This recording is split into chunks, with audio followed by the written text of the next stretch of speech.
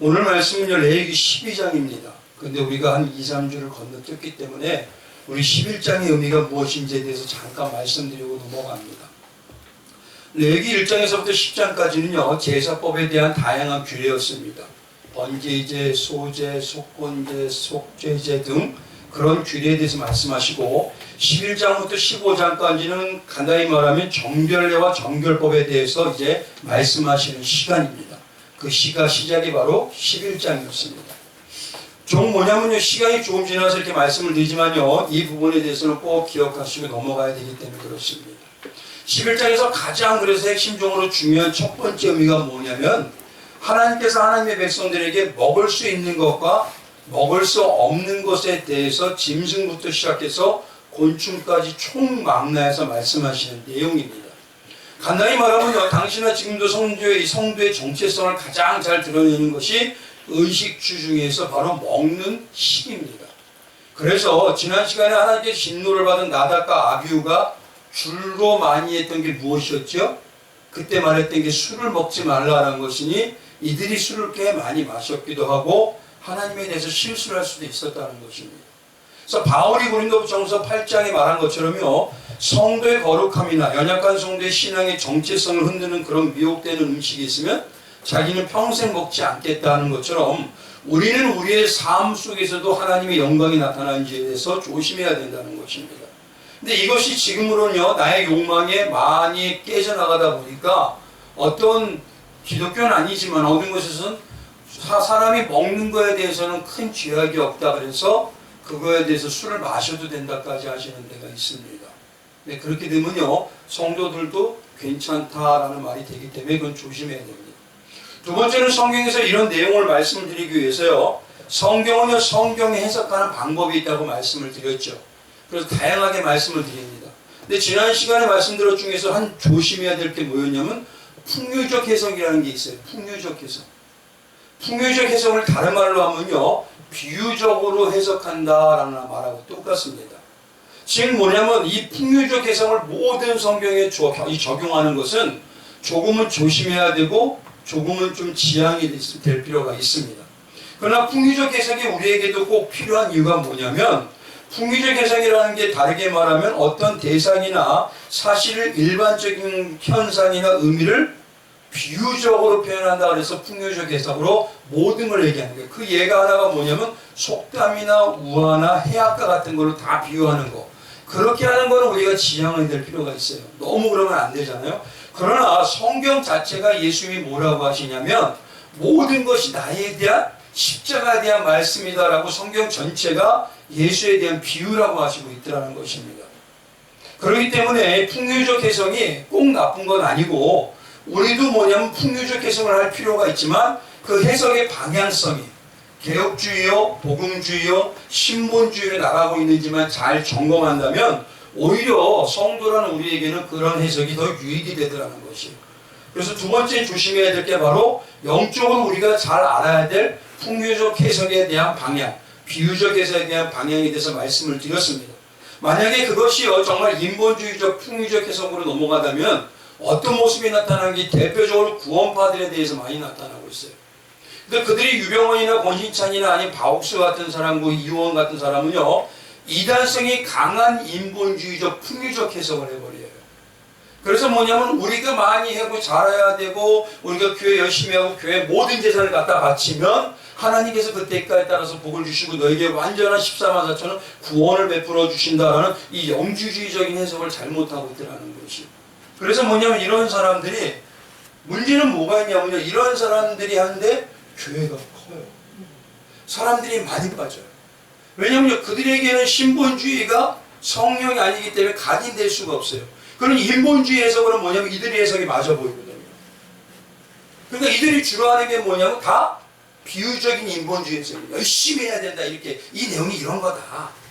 유병환 씨가 그 세모 스컬. 예. 그러니까 뭐 어떻게 됐는지 시체도 뭐 어떻게 됐다고 그러는 거잖아요. 그리고 아시죠? 여기 생명의 말씀 속에 이효원 씨라는 사람. 그리고 아시죠? 우리 잘 많이 나오는 사람? 그러니까 중요한 건 뭐냐면요, 요즘 제일 많이 하는 이 사람이 한 사람이 이 사람이에요. 다음 과목 봐보세요. 성경 세미나. 이 성경 세미나의 모든 성경을 다 풍유적, 비유적으로 해석하는데 그 방향성이 개혁주의하고 신본주의로 넘어가지 않고 이들은 뭐냐면 그냥 자의적으로 해석을 해버려요. 그러니까 이 성경 해석에 비해서 우리가 알고 있는 신학이나 개혁주의나 복음주의라는 게 성경의 기준이에요. 기둥. 그게 흔들려 버리면 우리도 언제든지 넘어갈 수 있어요. 그래서 교회 다니는 사람들 중에서 이단으로 넘어간 사람이 꽤 많습니다. 왜냐하면 올바른 신학에 대한 성경 해석에 대한 방향성을 정확하게 못 잡고 있기 때문에 그렇습니다. 그런 것처럼 풍유적 해석이 꼭 나쁜 건 아니지만 잘못된 인본주의적 풍유적 해석은 우리의 영혼을 피폐시켜버립니다. 그리고 우리를 이단성이 있게 만들어버려요. 그래서 지난 시간에 올바른 풍유적 해석의 방법에 대해서 몇 가지 중에서 우리는 이런 방향으로 해석하는 것도 좋겠다라는 게 바로 몇 가지였어요. 짐승에 대해서 말씀하시고 어류에 대해서 말씀하시고 조류에 대해서 말씀하시고 곤충에 대해서 말씀하시는 게 있었잖아요. 그래서 뭐냐면 그 풍유적 해석에 예를 들면 짐승에 대해서는요. 굽이 갈라져 쪽발이 된 것과 새김질하는 짐승만 너희가 먹어라 그랬어요. 근데 이것을 그래서 성도로 해석해서 적용을 하는 풍유적 해석을 한다면 성도는 말씀의 중심과 신앙의 중심의 신앙으로서요. 말씀을 반복해서 묵상해야 돼요. 그래서 어떻게 보면 그것이 소화되고 난 다음에 세상과 쪽발처럼 구별된 예수 중심, 십자가 중심, 하늘 중심, 다근의 신앙으로 바뀌어가고 있느냐를 분별하라는 소리입니다. 어류는 어떻습니까? 어류는요 반드시 지느러미와 비늘 있는 것을 먹을 수 있다고 하셨습니다. 지느러미는요 뭐였었냐면 움직이는 기관이에요. 힘있게 나가는 기관. 그리고 비늘은 몸을 보호하는 갑옷과 같은 역할을 해요. 그래서 이거를 약간 풍미적으로 우리가 신학적으로 개혁주의로 본다면 성도는 사단의 방해에 어떤 시련에도 어떤 환경이나 상황에서도 신앙의 중심을 잃지 않는 전신갑주를 입고 힘있게 나가야 된다는 것입니다. 그래서 전신갑주를 입어야 된다는 것을 가지고 영적인 동력과 보호하는 능력이 있다는 것. 그래서 그 지느러미와 비늘을 가지고 비유를 해서 그 모든 걸 가지고 우리의 믿음의 선한 싸움을 해야 된다는 것입니다. 세 번째가 바로 조류였는데요. 조는요 먹지 말라고 했던 건 어떠냐면 맹금류가 있어요. 남을 해하는 자. 남을 해하는 새 먹지 말고요. 썩은 짐승의 식체를 먹는 새들은 먹지 말라고 합니다. 그리고 정결하지 않은 부정한 환경에 서식하는 새들은 먹지 말라고 해요. 근데 중요한 건요. 부정한 환경에 사는 것 중에서 문제가 되는 게 황새가 있습니다. 황새가 볼 때는 외적으로 아름다워 보여요. 근데 그때는 뭐냐면 부정한 늪지대 같은 데서 살아요. 그러니까 오히려 이게 뭐냐면 쾌락은 우리에게 외적으로 뛰어나게 아름답게 보입니다. 그러나 그게 잘못하면 우리를 죄의 늪으로 빠지게 할 수가 있습니다. 그것처럼요 시편 2편 1장의 말씀처럼요 성도는 악인의 길을 따르지 말아야 되고 죄인의 길에 서지 말아야 되고 오만한 자리에 앉으면 안 된다라는 뜻입니다.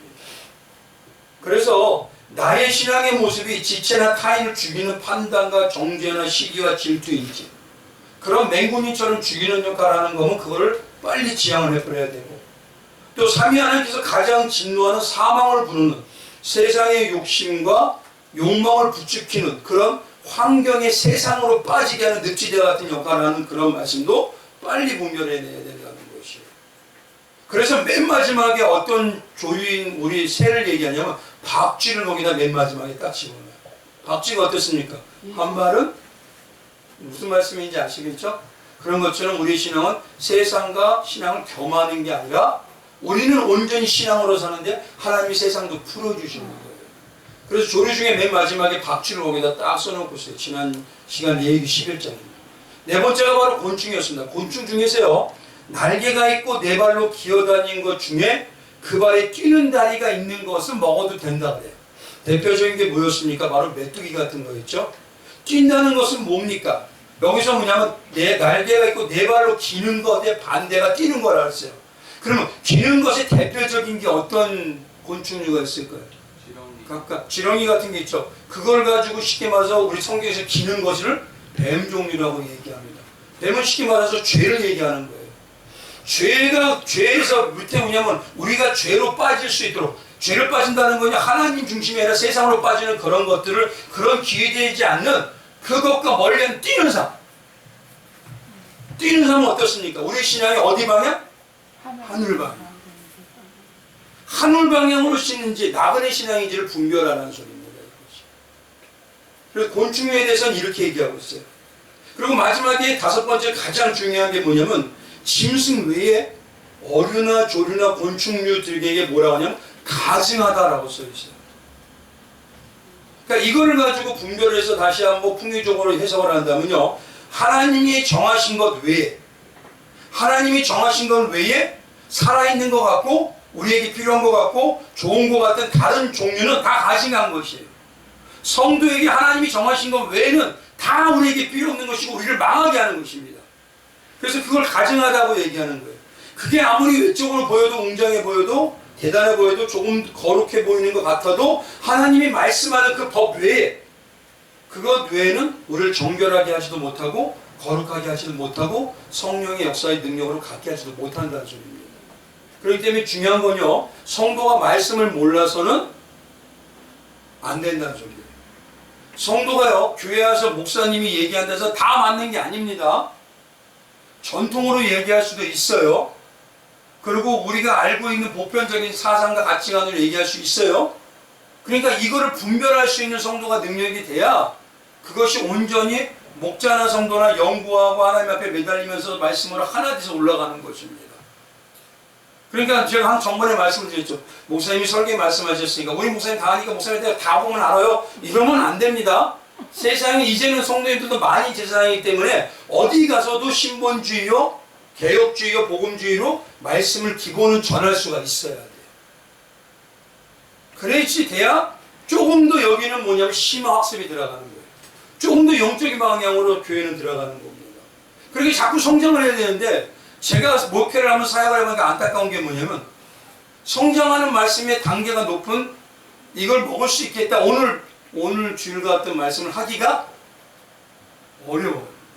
왜냐하면 잘 못 받아들이니까. 그거는 초심자 말씀을 할 수 있는 게 아니에요. 그렇기 때문에 우리가 다 만인 제사장으로 하나님이 세상에서도 성도들을 다 목자예요. 그들에게 올바른 개혁주의와 복음주의와 올바른 신앙적인 방향성을 전할 수 있어야 되는 겁니다. 그래서 예를 들어서 이런 비유를 복음적으로 개혁주의로 전할 수가 있어요. 그거에 대해서 얘기하는 게 지난 레위기 11장이었습니다. 오늘은 어떤 거냐면 이제 12장입니다. 근데 여기서 좀 특이한 게 나와요. 어떤 게 나오면 아이를 낳는 여인에 대한 규례가 나옵니다. 근데 하나님께서는요, 사람을 남자와 여자로 만들어 놓으시고 그렇게 서로 함께 아름다운 삶을 살아라고 했는데 왜 여무성 갑자기 처음에 딱 시작하자마자 무조건 여인이 가장 부정하고 여인이 가장 문제 있는 것처럼 말하고 있는가? 이것 때문에 교회 안에 있는 보면요, 별로 신앙도 제가 그냥 있는 거 이렇게 신앙도 아닌 남성분들이 이렇게 자기들이 힘을 내고 있어요. 이게 그런 뜻이 아닙니다. 그렇게 해석하면 큰일 납니다. 그래서 뭐냐면 교회 안에 기독교 현실 안에요, 남성들과 형제들이 이 말씀의 이런 부분을 가지고 자기들의 신체적 우수함을 자랑하는 경우가 있더라는 거예요. 항상 성경은 뭐로 해석하라 그랬죠? 세상적인 유기의 가치관으로 아니면 영적인 하나님의 복음의 가치관으로. 그래서 우리는 영적이고 신학의 복음의 방향으로 해석을 해야 되는 겁니다. 그러니까 오늘도 이게 바로 맞는 겁니다. 그래서 뭐냐면 이 형제들이나 남자들이 우수성이 있는 건 당시 이 중동의 시대에서는요, 경전 자체도 남아 선호 사상이 있었습니다. 그러니까 여인의 위치가 때로는 집에 기르는 짐승보다 못하게 만들고 그것이 뭐냐면 당시 문화적으로 그렇게 해서 자기들이 편하게 하기 위한 그렇게 수단으로 사용했기 때문에 그래요. 그런 건 죄송하지만 참 미련한 얘기입니다. 근데 그게 아니라 오늘 말씀을 잘 들어보시면요, 오늘 이 말씀이 오늘도 비유적인 말씀으로 해석하면 어떤 말씀인지 그걸 이제 금방 알 수 있을 것입니다. 우리 먼저 1절과 2절 한번 같이 읽어보겠습니다. 1절과 2절 한번 같이 읽어봅니다. 시작. 여호와께서 모세에게 말씀하여 이르시되 이스라엘 자손에게 말하여 이르라. 여인이 임신하여 남자를 낳으면 그는 이래 동안 부정하느니 곧 월경할 때와 같이 부정할 것이며. 뭐지? 네. 11장이요? 12장 1, 2절이요. 부정할 것이며 보십시오. 오늘 여기서 우리가 잘 봐야 되는 건요, 여인이 정말 아이를 낳는 자체가 부정하고 죄다? 그러면 하나님의 말씀하고는 완전히 위배가 됩니다. 왜냐하면 하나님께서는 창조 때부터 말씀해서 생육하고 번성하고 충만하고 다스리라고 말씀하셨어요. 그게 창세기 1장 28절의 말씀입니다. 그럼 출산은요, 분명히 하나님께서 주신 복입니다. 근데 인간이 죄를 짓고 난 다음에 뭐로 바뀌었죠? 네, 해산의 고통으로 바뀐 거예요. 그만큼 뭐냐면 그전에는 생명, 하나님의 영광의 생명을 우리가 소유하고 영광의 생명을 성도들한테 서로 나누고 주는데 아무 꺼리낌이 없이 기쁨이 넘쳤어요.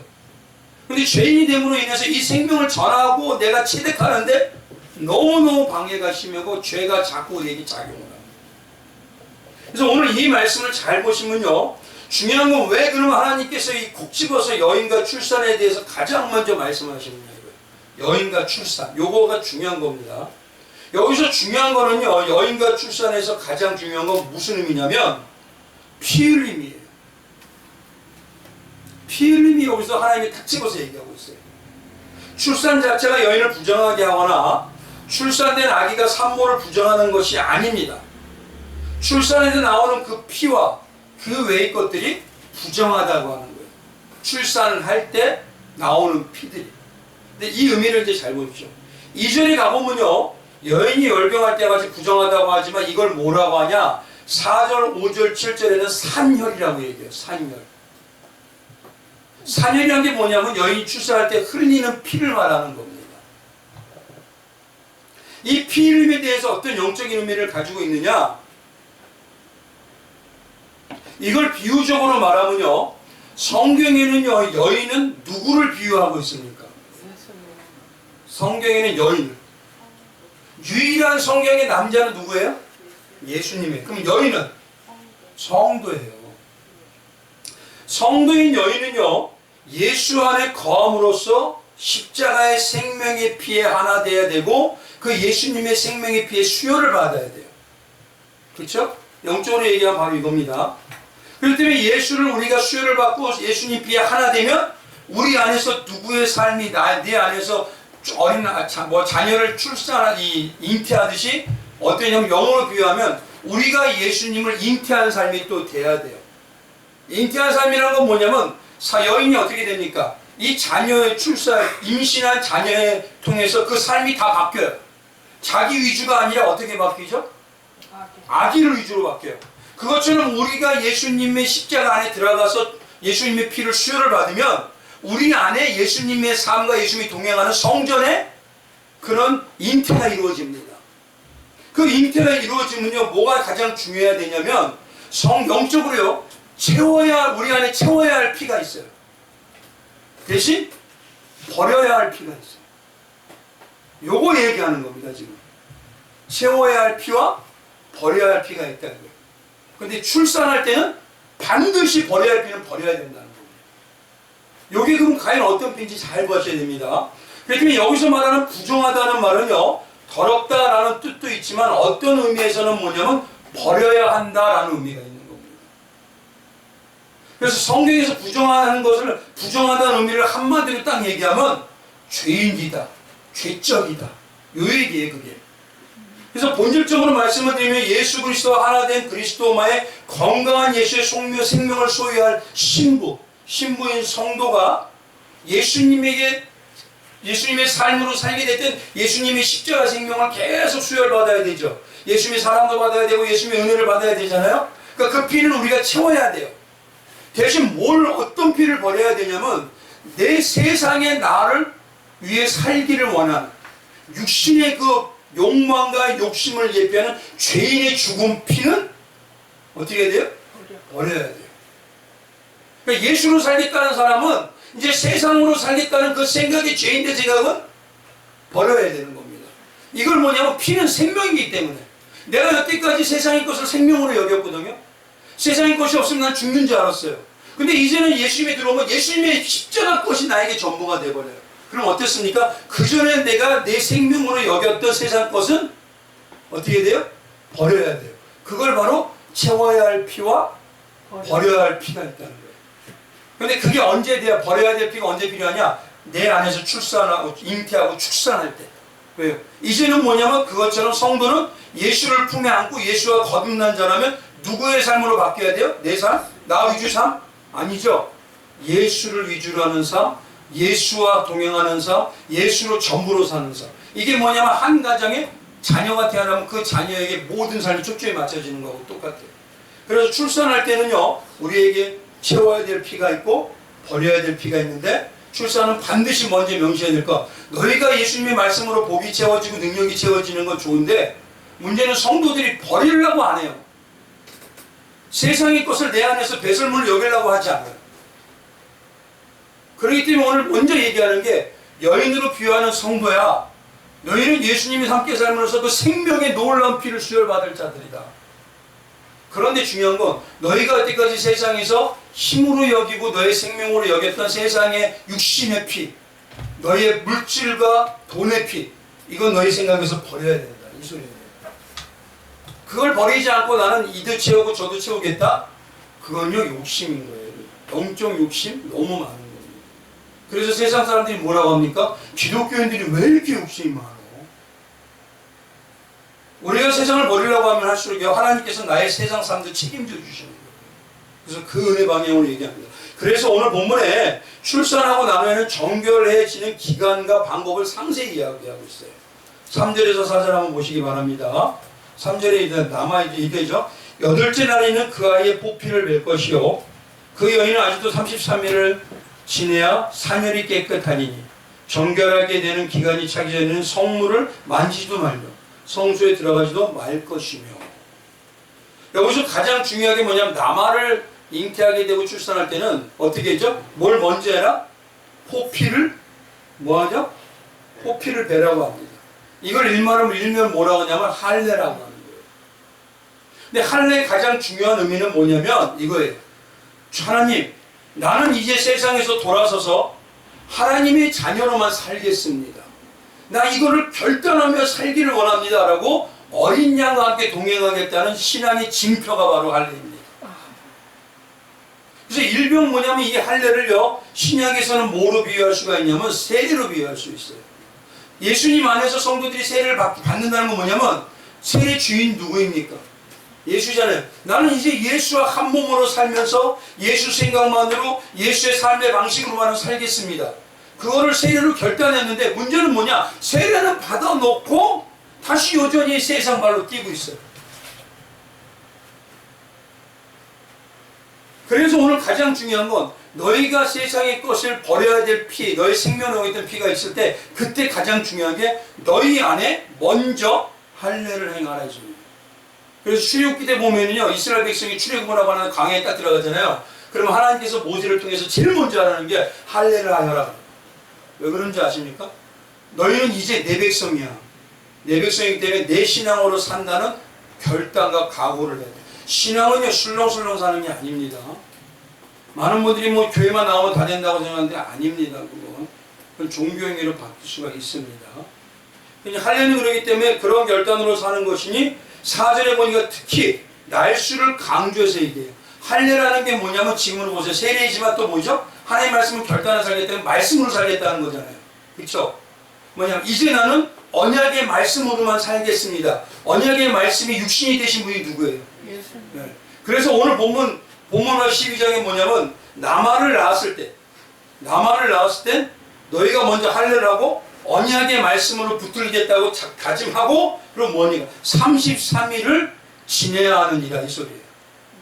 근데 성경에서 33일이라고 나타나는 33에 대해서 가장 잘 나타나는 게 바로 예수님의 삶과 공생의 삶의 합쳐진 거예요. 34. 네. 무슨 얘기인지 아시겠죠? 수절. 그래서 뭐냐면, 잘 보십시오. 성도가, 이게 중요한 겁니다. 성도가 지금 내 안에서 출산하는데 남아라는 것은 누구라는 거예요?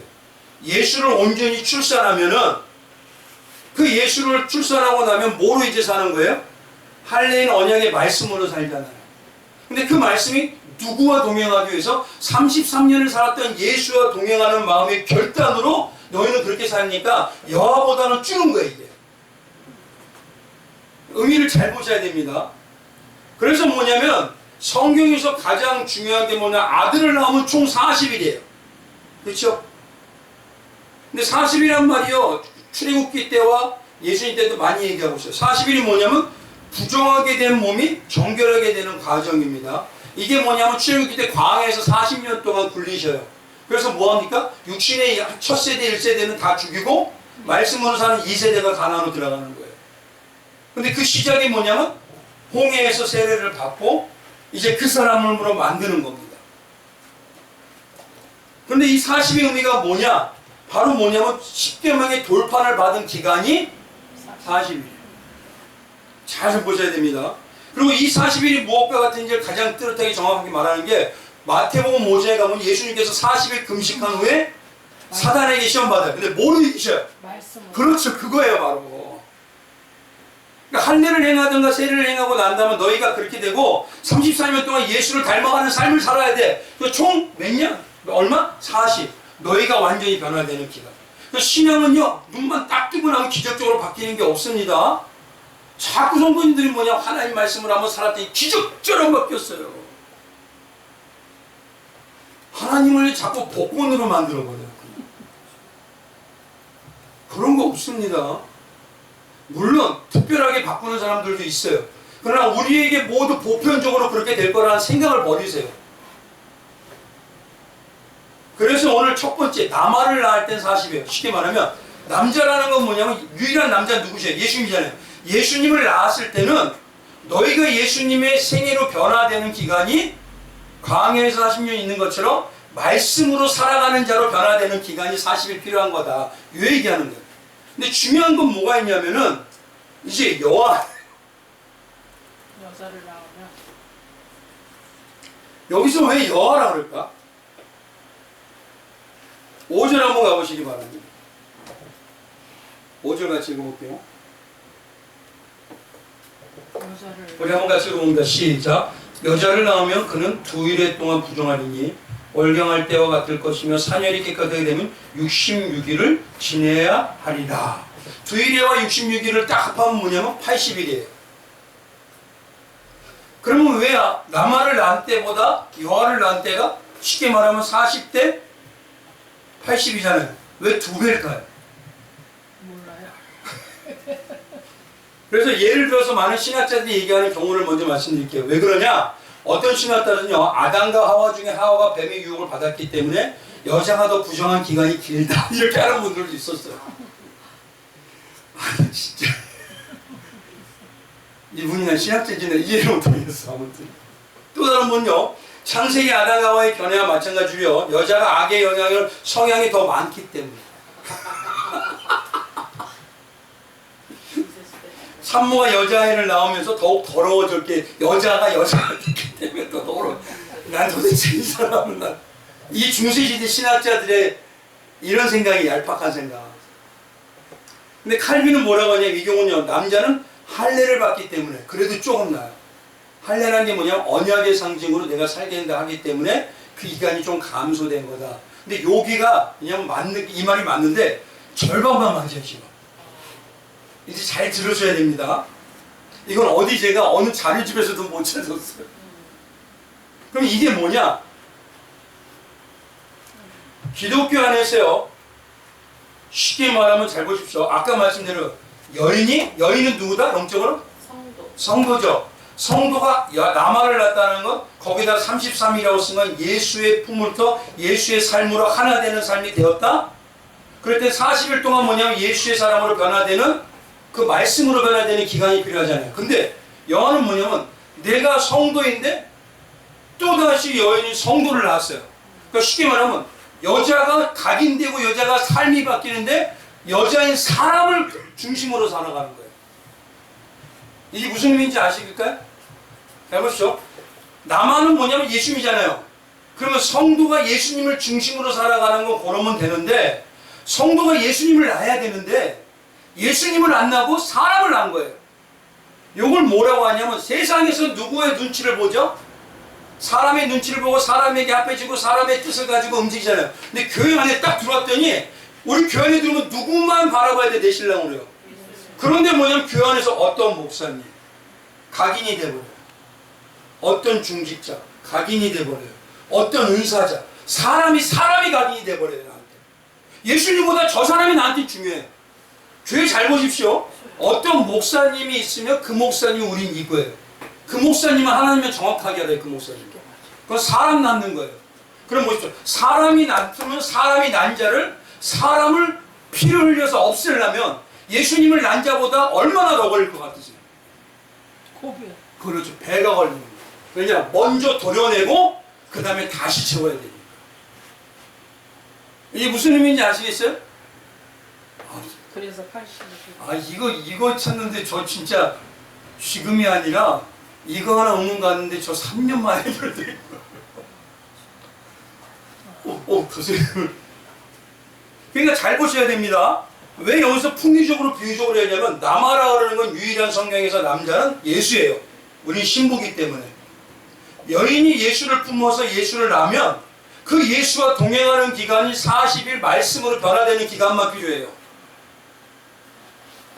그런데 여인이 성도로 변화돼서 여인이 된 자가 또다시 예수의 남아를 낳아야 되는데 여아를 낳아버려요.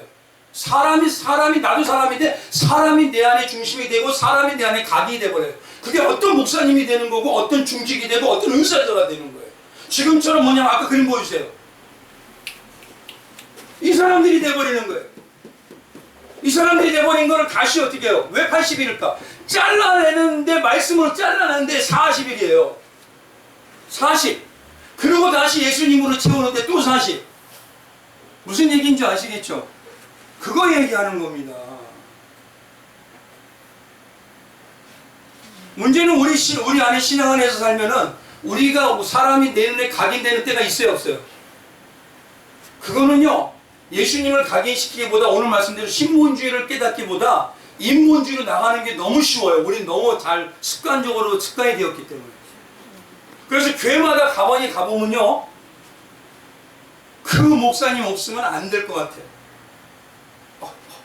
이렇게 담이 걸리죠. 그리고 그 은사지 없으면 난리 나요. 그 물질이 어마어마한 자가 없으면 교회가 힘들어질 것 같아요. 그게 각인된 거예요, 사람이. 그런 사람이 각인된 건 배가 힘들어요. 근데 문제는요, 여아가 여아를 낳는 것처럼, 여자가 여인을 낳는 것처럼, 여인이 여아를 낳는 것처럼, 교회가 지금 그 일을 하고 있어요. 교회가 목사를 보면 안 됩니다. 누구를 봐야 돼요? 예수 봐야 되는 거예요. 그 목사는 하나님이 그 교회에 예수 보여주라고 보내신 자예요. 그러니까 이게 바로 뭐냐면 오늘 12장에 넘어가자마자 왜 여인을 제일 먼저 딱 집어서 얘기하느냐? 이 두 가지 때문에 그렇습니다. 그럼 이제 말씀은 끝났거든요. 이제 딱 보겠습니다.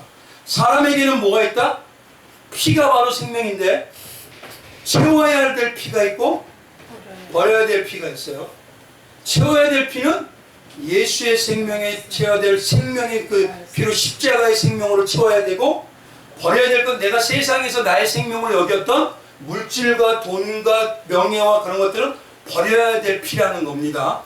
그런데 그 버려야 될 피를 가정해서 우리가 있다 보면 남아를 낳으면 예수를 낳으면 예수의 33년의 생애를 닮아가는 데는 40이라고 하는 말씀으로 변화되는 기간만 있으면 돼요.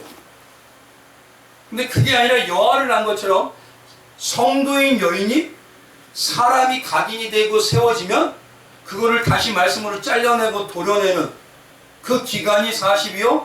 다시 예수의 사람으로 바꿔가는 게 40이에요. 그래서 총 80인 것입니다. 그래서 그런 걸 가지고 형편에 맞게 그거에 맞게 우리에게 이루어내라고 하나님이 말씀해 주시는 겁니다. 아무튼 중요한 건 뭐냐면요. 그래서 오늘 그 확실하게 그게 무슨 뜻인지 알려주기 위해서 7절 한번 가보십시오.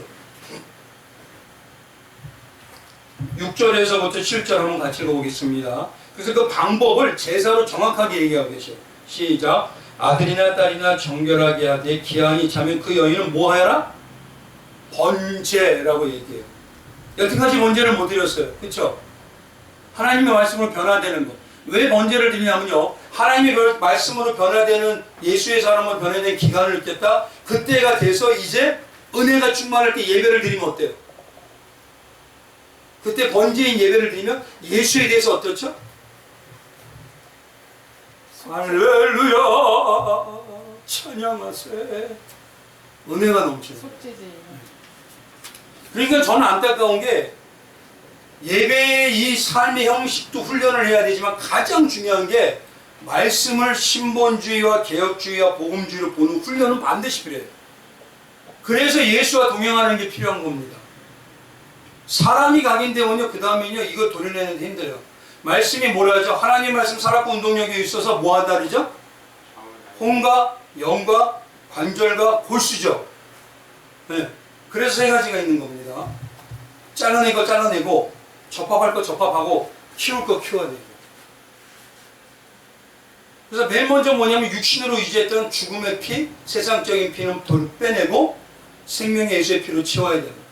그것이 남자인 예수로 채웠을 때는 40일로 변화된 기간이면 족하지만 80일이 여하가 났을 때는 뭐냐면, 사람이 각인시키면, 이런 사람들이 각인되면 빼내고 돼요. 근데 이런 사람뿐만 아니라 개혁주의 교회, 정통교회라는 분에도 자기 목사가 이런 식으로 돼요. 그거는 신앙이 아닙니다. 종교예요. 아무리 제가 잘생겼어도 저를 위해서 살아가면 안 돼. 안 돼. 그러면 차라리 저는 목회 안 하는 거예요. 왜요? 그렇게 되면 제가 저주가 돼요. 근데 그런 생각이 돼야 되는데 자꾸 뭐냐면 빠름이 나 따라가요. 그러니까 지금 성도들을 지금 더 어렵게 만드는 거예요. 그래서 오늘 12장에 넘어오자마자 앞에는 정결례를 얘기하고 첫 시작이 여인으로 얘기하는 게 바로 이런 의미입니다. 그래서 6절부터 뭐냐면 아들이나 딸이나 라고 딱 나누죠. 아들이나 딸이나 관계가 없어. 너희가 정결하게 되어서는 번제가 있어야 돼. 그리고 속죄제가 있어야 돼. 근데 번제와 속죄제는 다 누구 얘기하는 거였어요? 예수 얘기하는 거죠. 그거를 통해서 하나님 앞에 뭐냐면 우리의 사년이 끊어질 때까지, 세상에 내가 힘으로 의지했던 게 끊어질 때까지, 그럼 적당히 내 죄를 용서받으면 돼요? 암을 적당히 잘라내면 되죠? 그러니까요, 사년이 끊을 때까지는 해야 되는데, 그리고 내가 채워 내 잔이 넘칠 때까지 예수의 생명을 받아야 되는데, 바울은 언제까지 했을까, 이 작업을요? 아들 디모데에게 뭐냐? 그렇죠. 나는 선한 싸움 다 싸웠고 달려갈 길 다 가고 하나님께서 이제 의의 멸류관을 주는 그 죽음 때까지 가야 돼요. 왜 자꾸 근데 중간에서 이 정도면 난 잘하는 거로 멈추죠? 요즘 상당히 죄송하지만 이 마지막 때라고 하면서 성도들이 의인의식이 너무 팽배해요. 지금. 그게 자꾸 여인이 여아를 낳는 거하고 똑같은 일이에요. 그렇기 때문에요, 점점 결론은 내가 그 전보다 배가 어려워지고, 근데 내가 더 어려워지는 걸 알면서도 그 길을 사람을 각인시켜, 세상을 각인시켜. 그러면요, 버려야 될 피가 내 안에 고이면 어떻게 돼요? 저는 모르지만 우리 여성분들은 출산해서 알잖아요. 그럼 어떻게 되죠? 암 걸렸어. 이거 알면서도 그러더라고요. 주여. 바로 그 얘기하는 겁니다. 그런 은혜가 우리 성도들에게 온전히 역사가 넘치시길 주의 이름으로 축원드리겠습니다. 기도하겠습니다. 주님 감사합니다.